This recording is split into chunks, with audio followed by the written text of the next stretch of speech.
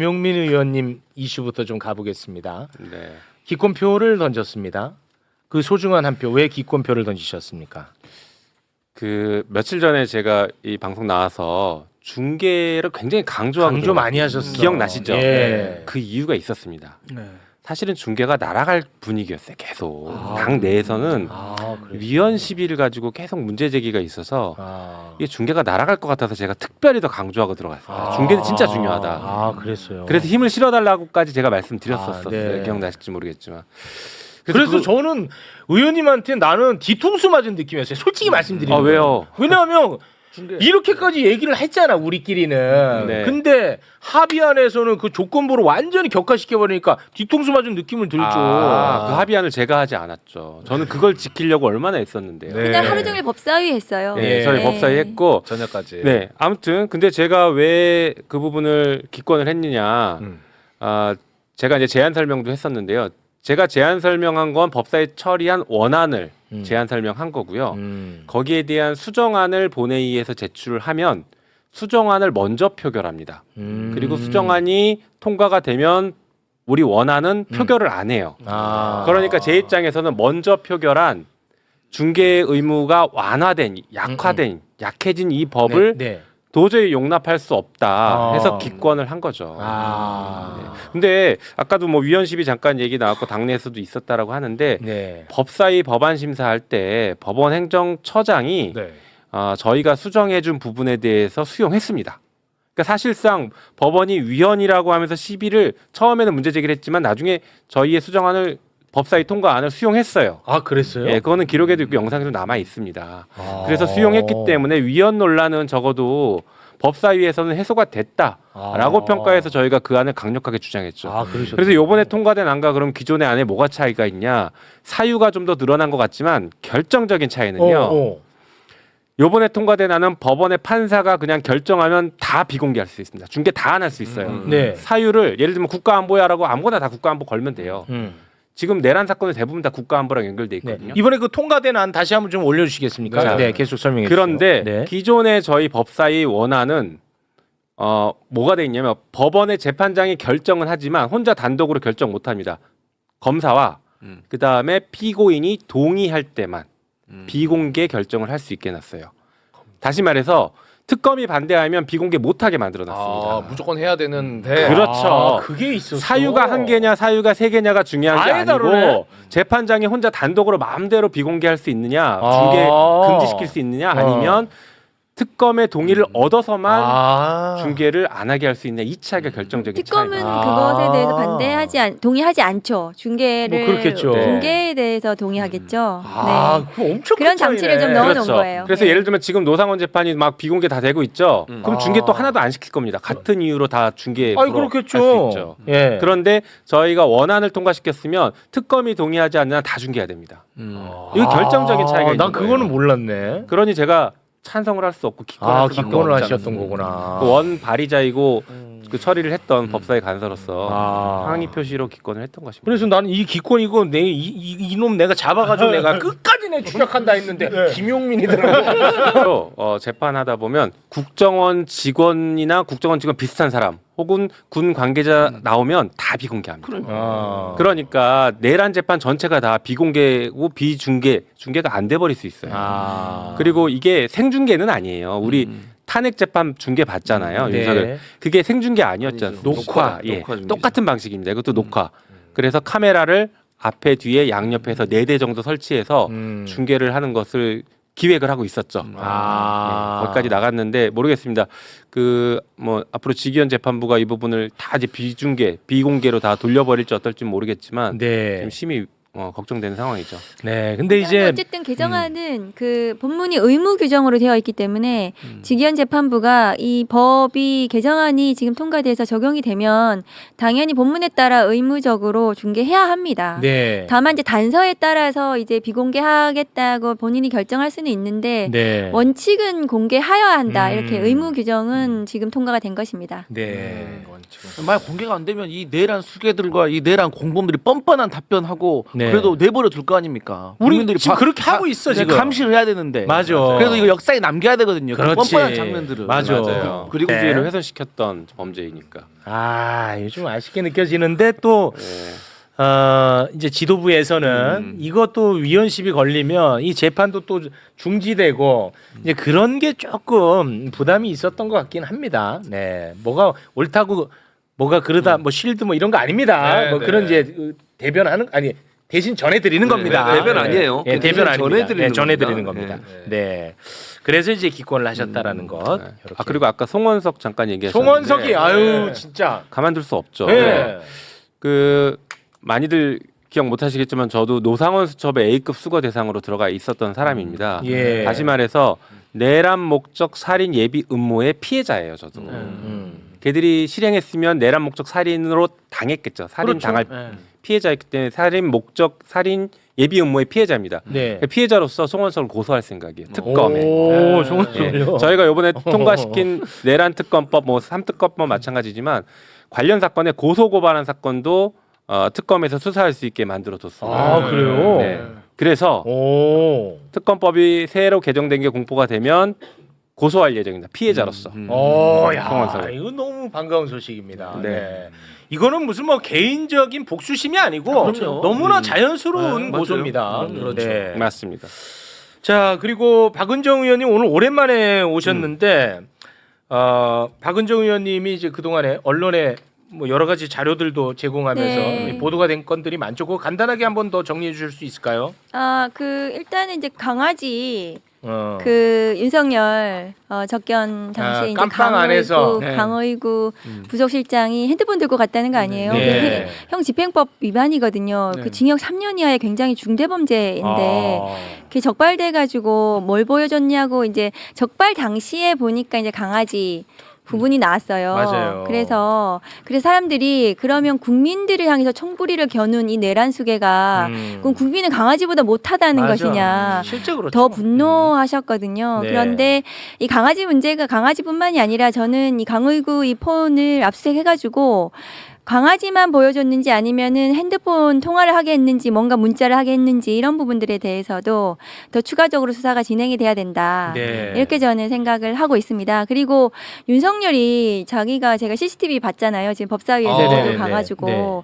거기 이제 접견 이 기록도 봤는데 네. 자기가 아직 대통령이더라고요. 아. 그러면서 뭐 온갖 군사 안보 뭐 의료 대란 뭐부터 시작해서 탄핵 네. 집회 이런 것까지 다 챙기고 있는 거예요. 깜빵에서 국정 운영했잖아요. 네. 국정 지시하고 아니 실제 대통령실에서는 맨날 그 사우나만 하더니 깜빵 가고 나서 일하더라고요. 아니 그러니까 아니 술을 안 먹고 그래서 그랬나 봐요. 그래서 그게 1차 구속 당시에 그 강의구 뭐 정진석 등등 이제 접견 와가지고 뭐 아직도 대통령님 하면서 뭐는 어떻게 해라 뭐 트럼프하고는 어떻게 통화를 어떻게 해야 되고 이런 얘기들을 주고 받았더라고요. 그래서 그리고 그 태도가 매우 거만하고 오만하고 거들먹거리는 그 자기가 한 90% 이상 말하고 있어요. 네. 그 체포영장 집행하러 갔을 때도. 그래서 참 아직 4차원 자기 세계에 빠져 있는 내란 네. 수괴를 확인했습니다. 네.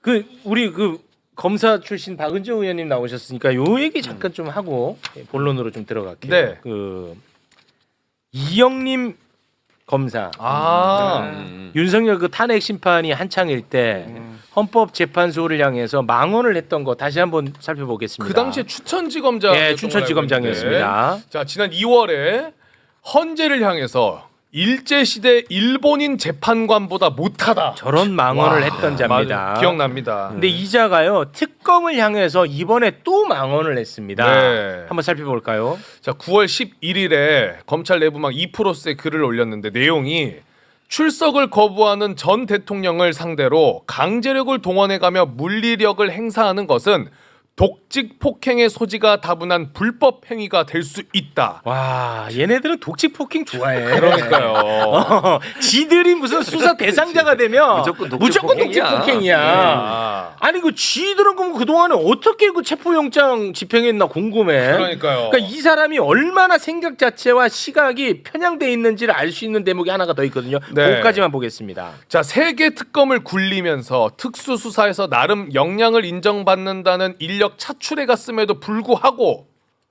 내 기억에 남아있는 특검에 대한 기억은 의자 들기, 팔 잡아당기기, 속옷 어필과 같은 인권 침해와 유린에 관한 기억뿐이다. 그러니까 얼마나 편향되게 뉴스를 소비하는 그러니까. 거야. 지금 특검 뉴스가 얼마나 많고 성과가 얼마나 많은데 그러니까. 저것만 기억에 남는데 둘이 친구인가요? 이영림 검사는 대학교 동기이고 동기. 그다음에 연수원은 이제 곧 그러면은 자기 이름 변호사로- 날리는 거 아니에요? 지금 변호사로 저렇게? 나가겠군요. 네, 저렇게 해가지고 검사들 기억하는 거죠. 검사장으로 승진시켜줘서. 그렇죠. 윤석열 정권에서 검사장 이영님이 또 이런 승진했죠. 얘기도 했어요. 예. 특검은 인권 유린 면허 있나 이런 얘기를 했는데 네. 반대로 검사는 그러면 정치 선동 면허가 있습니다. 김영민 좋아요. 오늘 쇼츠 나갑니다. 네. 이게 굉장히 정치적인 언어이고 정치 선동의 언어들을 쓰고 있는데 네. 징계해야죠. 법무부 장관이 징계하면 됩니다. 그렇지, 그렇지. 하면 일반 공무원이면 이 정도 발언 공개 발언하면 다 징계받습니다. 다 징계해야 됩니다. 아니 이거 왜 가만둘 이유가 없어요. 아니 근데 간사님, 네. 간사님은 그 정성호 장관이랑 잘 알 거 아니에요. 잘 알죠. 아 그럼 좀 얘기 좀 해줘요. 자주 얘기합니다. 빨리 징계하시라고. 아 그래요? 아 그 자리 가면 이게 또 조심스럽게 되나? 아 물론 이 건을 가지고 징계하라고는 안 했지만 이런 어. 정치적인 선동하는 것들에 그러니까, 대한 네. 정치적 중립 의무 위반에 대해서는 징계하셔야 된다. 아니 얘기를 그 하고 있어요. 의무를 위반한 건 맞잖아요. 그럼요. 네. 기사를 하루에 100개씩 보내세요 그냥. 예, 원래 그 검사들의 윤리강령, 행동강령 등에 타인의 형사 사건에 대해서는 언급해서는 안 되도록 되어 있어요. 아. 그래서 위반입니다. 그래서 징계 사유가 맞습니다. 아. 그래서 그리고 공무원은 정치적 중립을 지켜야 되기 때문에 그렇죠. 그런 이것도 약 점에서 정치적 징계죠. 중립에 관한 문제이기도 네네. 하고 네. 또 타인의 형사 사건에 관한 문제이기도 하고 하기 때문에 네. 이영림 검사에 대해서는 조치를 해야 되는 게 알겠습니다. 맞습니다. 아니 근데 의원님 지금 나가셔야 돼요? 이거 얘기해야 되는데 검찰 개혁이랑 얘기해야죠. 해야 돼. 네. 그럼 빨리 갈게요. 네. 예, 그 어제 이재명 대통령이 검찰 개혁에 대한 생각을 또 밝혔는데요. 네. 그 장면 잠깐 빠르게 보겠습니다. 수사와 기소를 분리한다. 행안부에 맡긴다까지 이제 정치적 결정을 했으니까 그럼 그걸 또 구체적으로 수사가 부실하게 되지 않도록 엉뚱한 사람한테 죄를 뒤집어 씌우는 것도 나쁜 짓이지만 죄를 지은 사람이 처벌받지 않고 큰소리 떵떵 치게 방치하는 것도 그것도 또 문제예요. 그럼 그 문제를 동시에 해결하려면 아주 치밀한 장치가 필요하다. 이거는 감정을 완전히 배제하고 아주 논리적으로 치밀하게 전문적으로 검토하자. 논쟁을 통해서 문제를 다 제거하자. 지금부터 1년 내에 그 1년도 사실은 짧아요. 야, 근데 이게 참 재밌는 게 네. 같은 장면을 다 같이 봤거든요. 근데 이것과 관련해서 해석이 다 달라. 그래요? 크게 이제 제가 느끼기로는 크게 세 가지의 지금 해석이 나오고 있습니다. 네. 이재명 대통령이 검찰 개혁에 대한 어떤 생각을 갖고 있냐. 첫째, 신중하게 처리를 하자라는데 방점이 찍혀 있다. 라고 해석하는. 라고 해석하는 사람이 있습니다. 네. 두 번째, 검찰개혁 법안은 정부 주도로 처리해야 된다라는데 방점이 찍혔다고 해석하는 사람이 있습니다. 세 번째, 보안 수사권은 검찰에게 줘야 된다라는데 방점이 찍혔다고 해석하는 사람이 있습니다. 하나의 장면을 보고 다 다르게 해석하고 있어요. 그래서 두 분의 의견이 궁금합니다. 네. 제가 말씀드려보면 저도 검찰 개혁과 관련해서는 대통령님이랑 상당히 많이 소통하고 토론했었습니다. 아. 이미 당대표 시절이랑 그 이전 대통령 후보 시절부터 해서 그때는 제가 최고위원이었을 텐데 소통을 하면서 검찰 개혁 공약도 제가 만들고 했었거든요. 그래서 오랫동안 얘기를 했는데 대통령님은 경찰에 대한 견제, 이 수사권 남용을 어떻게 통제할 것인가를 굉장히 중요한 문제를 생각하시고 저도 동의합니다. 네, 그게 굉장히 중요한 문제죠. 우리가 그렇죠. 검찰 개혁을 했는데 맞습니다. 경찰이 다시 괴물이 돼 있으면 안 되거든요. 맞습니다. 그래서 지금 말씀하시는 것도 그 궤를 같이 합니다. 그러면 수사 기소 완전히 분리하기로 했으니 이 수사기관에 대한 합법적인 통제 견제, 민주적 통제 견제를 어떻게 만들 것이냐. 그 대안으로 제일 얘기가 많이 나오는 게 보안 수사권을 주자라는 길이 있는데 이거는 너무 쉽게 갈 수 있는 길이고 한편으로는 검찰의 직접 수사권을 여전히 주는 거라 그렇죠. 위험하다라는 반론이 있는 것이고 저도 그 맞습니다. 입장인데 네. 그러니 1년 내에 충분히 토론하자, 토론해서 결정하자라고 말씀하신 거죠. 예. 그럼 의원님은 신중히 처리해야 된다는 쪽에 방점이 찍힙니다. 그쪽에 좀 가깝게 그쪽에 해석합니다. 가깝습니다. 일단은 대통령님께서 말씀하신 저 중에서 가장 중요한 말씀이 네. 뭐냐면 문제를 제거하자, 문제점을 제거하자, 여기에 방점이 있어요. 그래서 이 검찰 개혁이 사실은 이제 굉장히 그 형사 사법 시스템, 검찰 수사와 관련한 형사 사법 시스템이 굉장히 바뀌는 거기 때문에 대통령님 입장에서는 그 문제가 발생하는 것을 최소화시키실 필요가 있습니다. 그렇죠. 그러니까 그런 막중한 책임감 때문에 저렇게 말씀하신 거라고 생각을 하고 이게 신중 보안 수사권을 검찰에 공소청에 남겨두면 등이 될 거예요. 그걸로 이제 넓혀 나갈 그렇죠. 것이다. 무한히 확대할 수 있습니다. 네. 그런 문제점을 개선해야 알겠습니다. 된다라는 네. 생각이 들어요. 저는. 의원님 목소리 들으니까 갑자기 생각나는데 그 나경원하고는 어떻게 되셨어요? 아니, 근데 정말 목소리 너무- 들으니까 갑자기 생각이 났어. 그 얘기하지 마세요. 제가 갑자기. 죄송합니다. 네. 초선이라고 아니, 목소리 제가 들으니까. 저보고 저희 전화 왔어요. 민원인이 네. 호를 초선으로 바꾸라고. 아니 제가 초선 너무 맞아. 심한 막말을 들은 거예요. 맞아요. 네. 진짜 그러니까 모욕적이었어. 너무 내가 기분이 모욕적이고 나쁘다라니까. 모멸적이고 근데 네. 사과를 하시라고 했는데 사과도 안 하세요. 예, 맞아요. 그래 그 나경원 정말, 간사선임 예. 표결하면 반드시 반대하실 것 저 같습니다. 반드시 반대할 거예요. 아, 절대 안 됩니다. 부결될 네. 겁니다. 부결된다고? 지금 이대로 표결하면 부결되겠죠. 그렇습니까? 네. 어. 나경원 제가 자신 있나 김용민 의원님만 믿고 있어요. 부결시켜 보겠습니다. 알겠습니다. 알겠습니다. 종합하면 저는 두 분의 말씀에 전적으로 동의하는 말. 그 세 가지 분석 중에 세 분은 다 그 신중론의 방점이 신중론이에요. 찍혀 있는 거네. 그렇습니다. 종편에서는 3번의 방점 찍지? 당연하지. 보안 수사권 줘야 보안수사권 줘야 된다. 그래서 맞지? 뭐라고 하냐? 맞잖아. 이 무도한 자들은 어. 야 검찰이 임마 없었으면 옛날에 부산 돌려차기 어떻게 임마 진실을 찾았겠어. 그럼 저는 이럽니다. 그럼 김건희 무혐의하고 불기소하고 그건 너 왜 말 안 하냐? 그렇지. 야 그렇게 묻힌 건 왜 말 안 하냐? 어. 아무 말 못합니다. 아무 말 못합니다. 그리고 화면 돌아갑니다. 화면 컷 넘겨. 컷 넘겨. 그래서 다음 아이템 갑니다 이제. 이런 문제들은 다른 나라 어떻게 하는지 좀 볼 필요가 있어요. 해외 제도를 살펴봐야 되는데 네. 검사가 수사 안 하는 나라가 대부분이잖아요. 검사가 수사 안 한 나라는 이런 사건 이런 경우에는 그 경찰에 대해서 보안 수사 요구의 방식 혹은 보안 수사 위촉 이런 방식으로 다 처리하지 네. 검사가 보안 수사를 직접 하지 않습니다. 네. 그래서 우리도 그런 해외 사회 성공되고 안착돼 있는 사례들을 충분히 검토해서 우리한테도 정착시킬 필요가 있어요. 그리고 미국 같은 경우에는 조사자 증언 제도라는 게 있기 때문에 검사가 만약에 조사를 하면요 검사를 증인으로 부를 수가 있습니다. 네. 그러니까 검사가 수사를 안 하는 거예요. 네. 수사 인력도 없지만 증인으로 나갈 수가 없기 때문에. 알겠습니다. 그러니까 아까 부산 돌려차기 사건 말씀하셨는데 그런 사건들, 그러니까 기본적으로 뭐 중요한 사건들, 그러니까 민생과 관련한 사회적 약자와 관련한 이런 사건들을 이제 많이 예를 드시는데 그런 것은 보안 수사 요구를 통해서 그 1차 수사기관, 그러니까 기본적으로 수사를 하는 수사기관에서 충분히 할 수 있다. 네. 다만 그것을 검사가 제대로 통제할 수 있게 하는 그런 시스템이 지금 이제 대통령께서 말씀하신 문제점을 개선하는 네. 없애는 그런 방식이 되겠죠. 네, 알겠습니다. 시간이 없어서 빨리 진행합니다. 지기현이가 윤석열 풀어주고 네. 지기현이가 지금 아주 중요한 내란 형사재판을 지금 지연시키고 있단 말이죠. 네. 그러다 보니까 이야기가 나온 게 내란 특별재판부입니다. 네. 어제 이재명 대통령이 내란 특별재판부에 대한 입장을 또 밝힌 게 있거든요. 그 부분 영상으로 함께 보겠습니다. 사법부 독립이라고 하는 것도 사법부 마음대로 하자는 뜻은 전혀 아닙니다. 저는 모든 것은 국민의 뜻에 달려 있다고 생각해요. 그리고 사법이란 정치로부터 사실은 간접적으로 권한을 받은 거예요.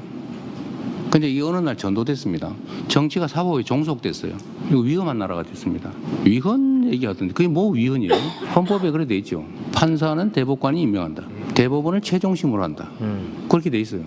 그렇게 하면 되잖아요. 거기에 어긋나면 모르겠는데 그게 아니면 입법부를 통한 국민의 주권 의지를 존중해야죠. 네. 뭐 그게 위헌이냐? 네. 이런 입장입니다. 이거는 아주 강력하고 심플하게 명확하게 입장을 밝혔습니다. 어떻게 보십니까? 아주 적절한 말씀이셨고요. 네. 맞는 말씀이십니다. 그 헌법 우리 102조 3항에 이렇게 돼 있어요. 대법원과 각급 법원의 조직은 법률로 정한다. 그렇습니다. 그러니까 법원을 어떻게 할지 이런 거 법률로 다 정하면 됩니다. 네. 그러니까 내란 전담 재판부를 두는 것도 법률로 정하면 돼요. 네. 내란 전담 법원을 만들겠다는 게 아니잖아요. 네. 특별 법원을 만든 게 아니라 서울중앙지방법원에 한 20개 정도의 형사 재판부가 있는데 그것을 한 22개 정도, 1개 내지 2개를 더 늘려서 내란만 전담시키는 재판부를 만들겠다. 네. 그런데 그 내란 전담 재판부도 기존에 있는 판사들 중에서 추천위원회를 꾸려서 판사를 추천해라.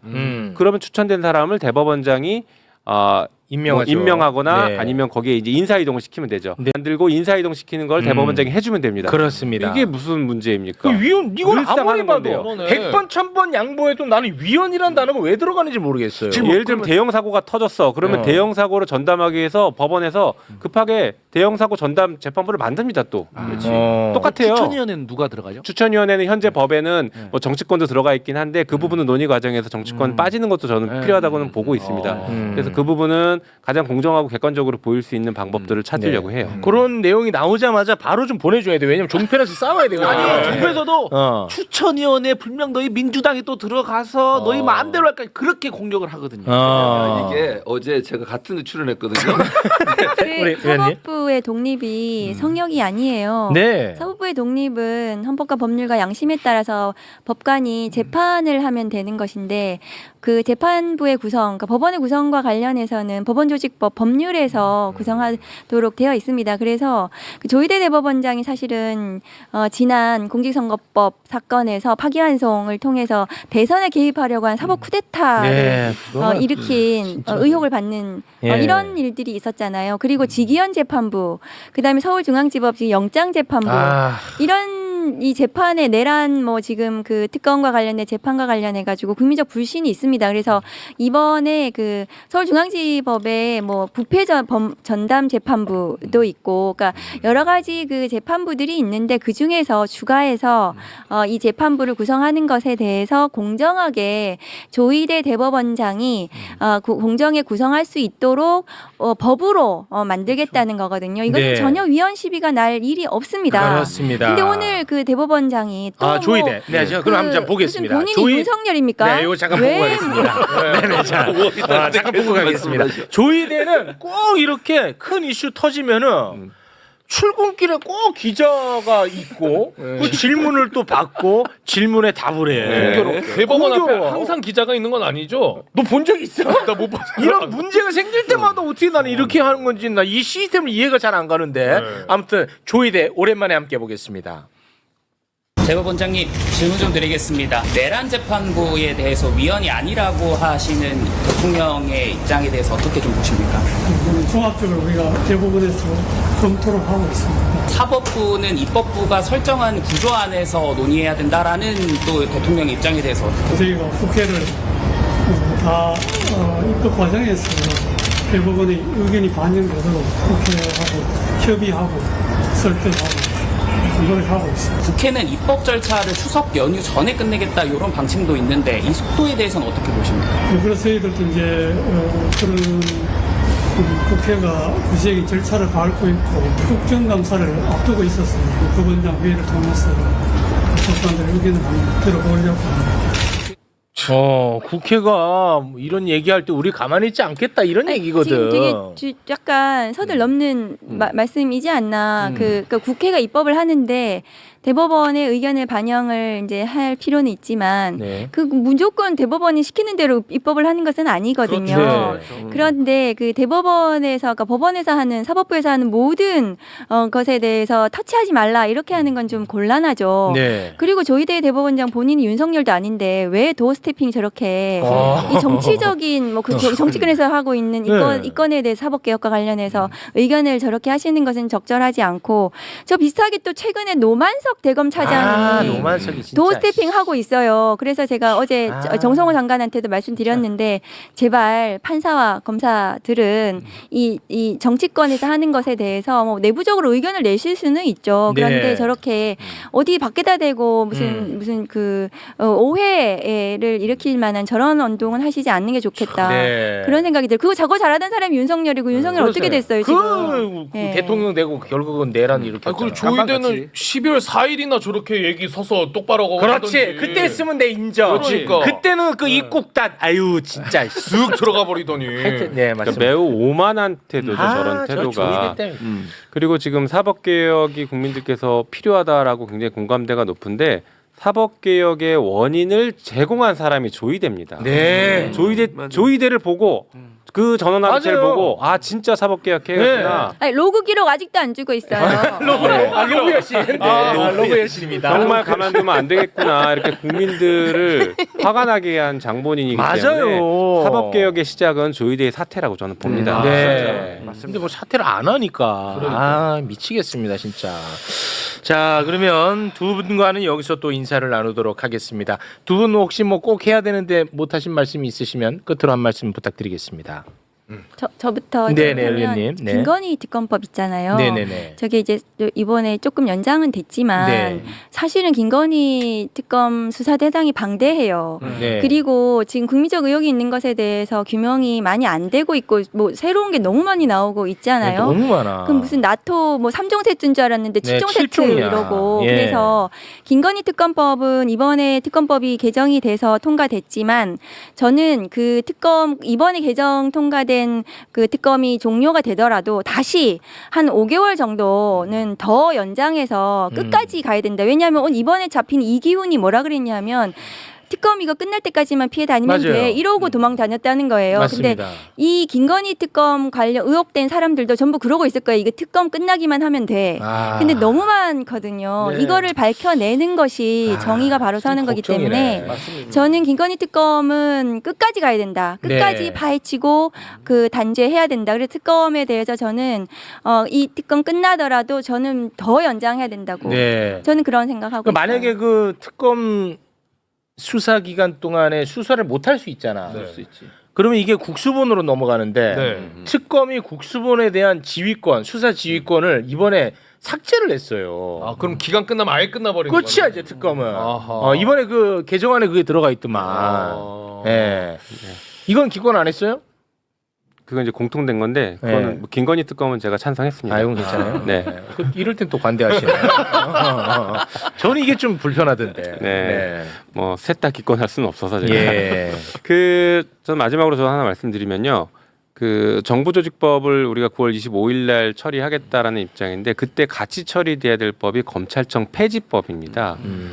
정부조직법상 검찰은 폐지되고 공소청이 들어가게 되는데 검찰청법을 폐지하지 않으면 공소청과 검찰청이 병존하는 이상한 상황이 발생할 수 있죠. 네네.